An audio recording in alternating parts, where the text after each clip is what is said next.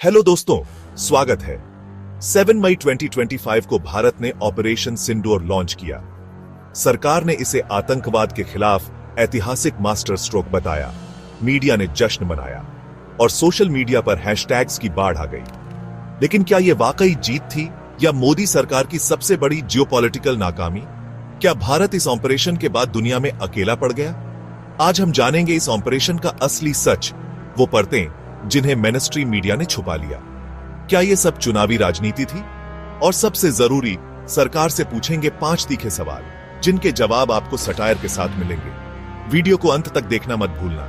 यह वीडियो विश्लेषण और सटायर है, किसी को आहत करने के लिए नहीं। चलिए शुरू करते हैं। कश्मीर, दुनिया का सबसे मिलिटराइज्ड जोन, जहां हर कोने पर सुरक्षा का दावा किया जाता है। अरबों रुपए की हाईटेक सिक्योरिटी ड्रोन कैमरे फिर भी आतंकी पहलगाम जैसे टूरिस्ट स्पॉट तक कैसे पहुंच गए? पहलगाम अमरनाथ यात्रा का बेस कैंप है। यहां साल भर भीड़ रहती है। इतनी सुरक्षा के बावजूद हमला, क्या हमारी इंटेलिजेंस सो रही थी? क्या एजेंसियों को भनक नहीं लगी या जानकारी के बावजूद एक्शन नहीं लिया गया? यह कोई छोटी घटना नहीं थी। इसने भारत की सुरक्षा व्यवस्था पर बड़ा सवाल खड़ा कर दिया। सरकार कहती है छोटी चूक थी, देखिए हमने कितनी जल्दी जवाब दिया। लेकिन अगर टूरिस्ट्स ही सुरक्षित नहीं तो देश कैसे सुरक्षित है? यह तर्क वैसा ही है जैसे घर में चोरी हो जाए और कहा जाए चोर ने सिर्फ मेहमानों का सामान लिया, हमारा तो कुछ नहीं गया। टूरिस्ट्स हमारी अर्थव्यवस्था का हिस्सा है, उनकी सुरक्षा हमारी जिम्मेदारी है। जब वे ही सुरक्षित नहीं तो सबका विश्वास कहां गया?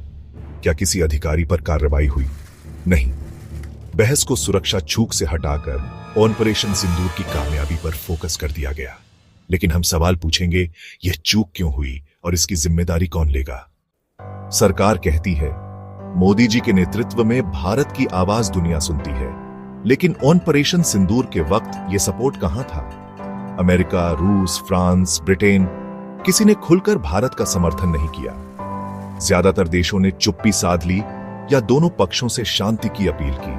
क्या हमारी कूटनीति सिर्फ फोटो ऑम्प्स और इवेंट मैनेजमेंट तक सीमित रह गई है? क्या हमने अपने पारंपरिक दोस्तों को भी नाराज कर दिया? सरकार कहती है हमें किसी के सपोर्ट की जरूरत नहीं, हम आत्मनिर्भर हैं। लेकिन ट्रंप ने अचानक मध्यस्थता की पेशकश कर दी, तो आत्मनिर्भरता का क्या हुआ? ट्रंप का बयान भारत के लिए बड़ा कूटनीतिक झटका था। कश्मीर मुद्दा अंतरराष्ट्रीय मंच पर आ गया। असलियत यह है, कोई देश पूरी तरह आत्मनिर्भर नहीं हो सकता। वैश्विक मंच पर दोस्त और सहयोगी चाहिए ही होते हैं। विश्व गुरु बनने का सपना अच्छा है, लेकिन दुनिया से कटकर नहीं जिया जा सकता। आत्मनिर्भरता का नारा कहीं कूटनीतिक विफलता छुपाने का बहाना तो नहीं? क्या ऑपरेशन सिंदूर सिर्फ सुरक्षा के लिए था या इसके पीछे राजनीति भी थी?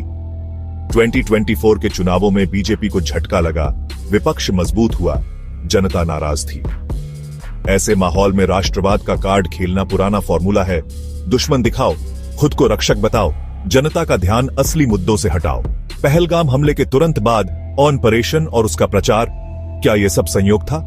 सरकार कहती है हम देश की सुरक्षा कर रहे थे, राजनीति बाद में। लेकिन ऑपरेशन के बाद चुनावी रैलियों में घर में घुसकर मारा जैसे नारे क्यों? सेना की बहादुरी के नाम पर वोट मांगे गए, प्रधानमंत्री की छवि चमकाई गई। क्या यह सिर्फ सुरक्षा थी या वोट बैंक की राजनीति? अगर मकसद सिर्फ सुरक्षा होता तो ऑपरेशन को चुपचाप भी अंजाम दिया जा सकता था। लेकिन इसे इवेंट बनाना, ढिंडोरा पीटना और राजनीतिक लाभ उठाना, यह सब क्या दर्शाता है? ऑपरेशन एक पॉलिटिकल टूल भी था, सिर्फ सुरक्षा मिशन नहीं। मीडिया का काम है सरकार से सवाल पूछना, लेकिन ऑपरेशन सिंदूर पर मीडिया ने सिर्फ सरकार की तारीफ की। एंकर स्टूडियो में चिल्लाते रहे, विपक्ष को बोलने नहीं दिया गया। किसी ने नहीं पूछा इतनी सुरक्षा में आतंकी पहुंचे कैसे? किसी ने नहीं पूछा इंटेलिजेंस नेटवर्क कहां था, या दुनिया का कोई बड़ा देश हमारे साथ क्यों नहीं खड़ा हुआ? जो सवाल पूछे उन्हें देशद्रोही या पाकिस्तान का एजेंट कह दिया गया।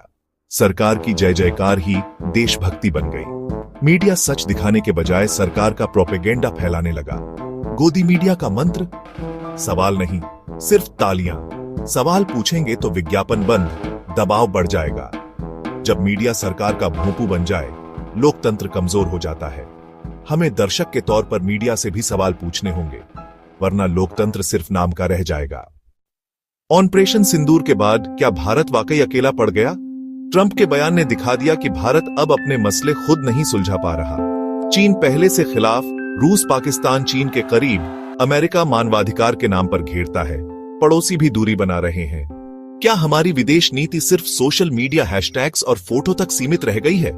सरकार कहती है हम विश्व गुरु हैं, किसी पर निर्भर नहीं, लेकिन जब कोई दोस्त साथ नहीं तो विश्व गुरु का टैग क्या मायने रखता है?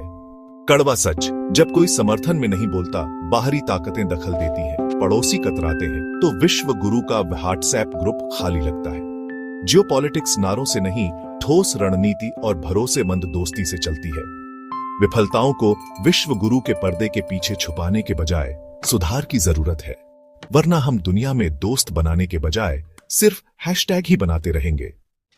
तो दोस्तों, ऑपरेशन सिंदूर मास्टर स्ट्रोक था या कूटनीतिक नाकामी? जवाब आसान नहीं, लेकिन एक बात साफ है, हमें सवाल पूछने होंगे। लोकतंत्र सिर्फ वोट देने का नाम नहीं, बल्कि निरंतर सवाल पूछने और सरकार को जवाबदेह रखने का नाम है। अगर हम सिर्फ तालियां बजाते रहेंगे तो लोकतंत्र कमजोर होगा। इस वीडियो का मकसद आपको सोचने पर मजबूर करना है।